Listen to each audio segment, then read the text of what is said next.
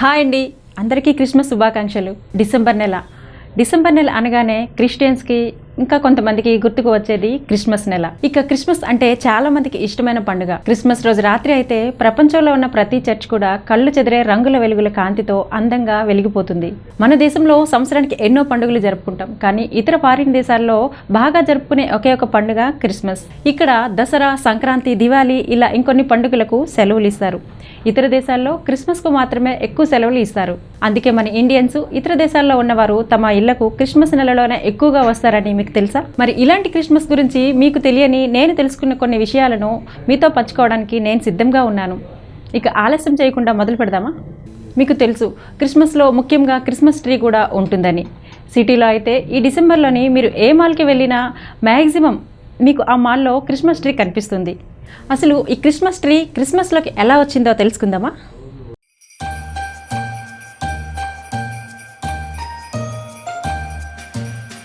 ఈ Christmas tree fig అనే జాతికి చెందిన చెట్టు. ఇక్కడ ఇంకొక విషయం ఏంటంటే ప్రతి సంవత్సరం సుమారు 15,000 కోట్ల పైన ఖర్చు చేస్తున్నారు ఈ ట్రీస్ కోసం. అసలు ఈ ట్రీని క్రిస్మస్లో ఎందుకు పెడతారంటే ఆ కాలంలో రోమీలు సూర్యుని దేవుడిగా ఆరాధించడం జరిగేది. ప్రతి సంవత్సరం డిసెంబర్ 23 సూర్యుడు అతి తక్కువ సమయం మాత్రమే కనిపిస్తాడు. ఆ రోజునే రోమీలు సోల్స్టిస్ అని అంటారు. సూర్యుని కాంతి ఎలా ఉన్నా కానీ 365 రోజులు పచ్చగా ఉండే ఫిగ్ ట్రీని దేవతగా భావించేవారు. సోల్స్టిస్ రోజున ఆ యొక్క ఫిగ్ ట్రీని వెండి, బంగారం కాంతులతో అందంగా అలంకరించి రోమీలు ఆ చెట్టుకి పూజలు చేస్తారు. ఈ రోజుకి వారు ఈ యొక్క సోల్స్టిస్ పండుగను ఘనంగా జరుపుకుంటారు. సోల్స్టిస్ మరియు క్రిస్మస్ ఒకే వారం కావడం వలన కాలక్రమేణా సోల్స్టిస్ ఆచారాలు క్రిస్మస్లో కలిసిపోయాయి. అంతేకాని ఈ ట్రీ గురించి బైబిల్లో ఎక్కడా రాయబడలేదు. బైబిల్లో లేని వాటిని ఆచరించరాదు అని బోధకుల అభిప్రాయం.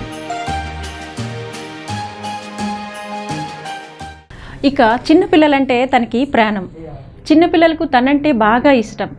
అతనితో ఆడుకోవడం, డాన్సులు వేయడం, ఇక తాను ఇచ్చే చాక్లెట్స్, గిఫ్ట్స్ పిల్లలకి చాలా ఇష్టం.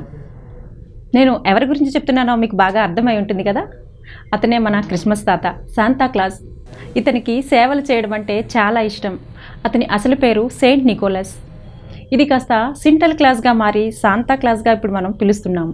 ఇతను క్రీస్తు శకం 4వ శతాబ్దానికి చెందినవాడు. ఇతను మంచి క్రైస్తవుడు. సంవత్సరం అంతా కష్టపడి ఎన్నో గిఫ్ట్స్ని తానే సొంతంగా తయారు చేసి క్రిస్మస్ సందర్భంగా డిసెంబర్ నెలలో తన యొక్క ప్రాంతంలో ఉన్న పేద పిల్లలందరికీ మారువేషంలో వెళ్ళి గిఫ్ట్స్ ఇచ్చి పిల్లలను సర్ప్రైజ్ చేసేవాడంట. పేద పిల్లల సంతోషమే తన సంపాదన అని, తన యొక్క సంపాదనలో ఎక్కువ శాతం బహుమానాలకే ఖర్చు చేసిన క్రీస్తు అనుచరుడు, గొప్ప ఆదర్శవంతుడు. 1863వ సంవత్సరంలో శాంతాక్లాస్ యొక్క రూపం ఇలా ఉండొచ్చునని థోమాస్ నెస్ట్ మొదటిసారిగా ఈ బొమ్మని గీశాడు. ఆ కాలంలో ఎందరో అతనిని ఆదర్శవంతంగా తీసుకొని పేదలకు సహాయం చేసేవారు చాలామంది.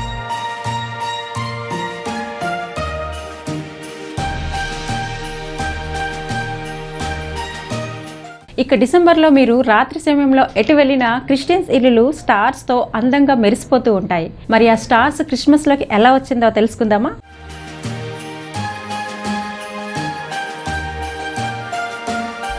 ఆనాడు యేసు పుట్టిన తరువాత తూర్పు దేశ జ్ఞానులు యేసును చూడడం కోసం బెత్లెహేముకు వస్తారు. వారిలో ఏ జ్ఞానికి కూడా దారి తెలియదు. ఆ సమయంలోనే దేవుడు ఈ జ్ఞానులకు దారి చూపడం కోసం ఒక నక్షత్రాన్ని సృష్టిస్తాడు. అప్పుడు ఆ నక్షత్ర కాంతి వెలుగులో వారు నక్షత్రంతో పాటు బెత్లెహేముకు వెళ్తారు.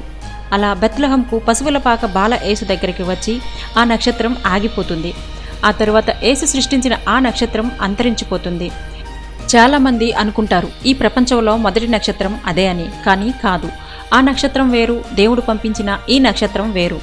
దానికి గుర్తుగానే క్రిస్టియన్స్ వాళ్ళ ఇంటిపైన స్టార్స్ని పెడతారు.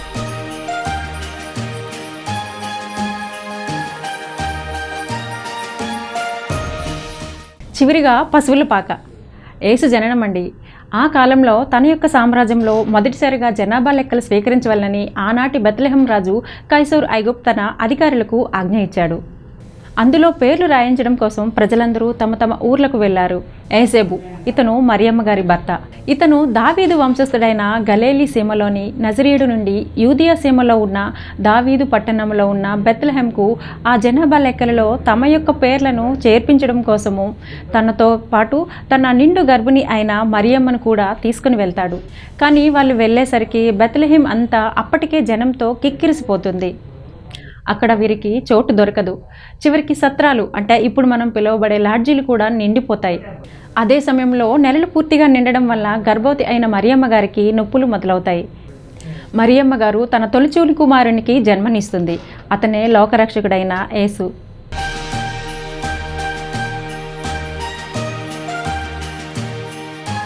అయితే బెత్లెహేంలో జన్మించాడు, కానీ కరెక్ట్గా ఒక స్థలంలో జన్మించాడని బైబిల్లో రాయబడలేదు. ఆ తరువాత బాలయేసుని పుత్తిగుడ్డలతో చుట్టి పశువుల పాకలో పడుకోబెట్టారు. వీటికి గుర్తుగానే ఇప్పుడు ఉన్న ప్రజలు పశువుల పాకను క్రిస్మస్ రోజులలో నిర్మిస్తుంటారు. అలా క్రిస్మస్ని ఘనంగా జరుపుకుంటారు ప్రపంచమంతా.